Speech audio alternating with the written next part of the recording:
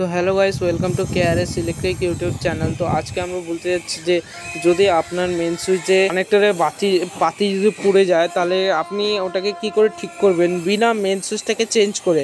তো আজকের ভিডিওতে আমরা এটাই বলতে যাচ্ছি। যদি চ্যানেলে নতুন থাকো তাহলে সাবস্ক্রাইব করে দাও, এরকম অনেক ভিডিও আসবে। তো গাইস, আমরা এখানে 32 অ্যাম্পারের বেস মেন সুইচের বেস কিনে নিয়ে চলে আসছি, আপনাকেও ওটা কিনতে হবে। তো এখন আমরা যে নষ্ট বেসটা ওটা এখন আমরা মেন সুইচের থেকে খুলে নিচ্ছি। তো এখন আমাদের মেন সুইচ থেকে বেসটা খোলা হয়ে গেছে।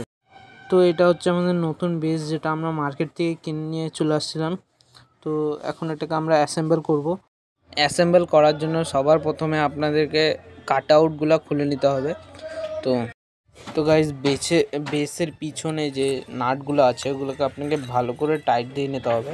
তো টাইট দিয়ে নিচ্ছি আমরা এখানে। তো বেসের পিছনে নাটগুলো টাইট দেওয়ার পরে আপনাদেরকে বেসটাকে এখন মেন সুইচে সেট করে নিতে হবে ভালো করে। বেসটা বসায়নি যে আমরা প্রথম বেসটার থেকে যে নাটগুলো খুলেছিলাম ওই নাটগুলো দিয়ে এখন আমাদের এই বেসটাকে এখন আমাদেরকে টাইট দিতে হবে। তো আমরা এখানে টাইট দিয়ে নিচ্ছি। তো কিছু কিছু সময় যে বেসটা হয় ওটা টাইট দেওয়ার পরে বেশি ভালো মতন সেট হয় না। তো আপনাকে সেট করে নিতে হবে এটাকে ভালো মতন, জানিয়ে হ্যান্ডেলটা উঠালে আপনার বেসে বাজে না।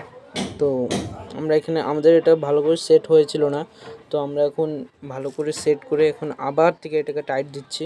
তো এখন আমাদের মেন সুইচটা কানেকশন করার জন্য একদম রেডি। তো আই হোপ আপনাদের ভালো লেগেছে ভিডিওটা।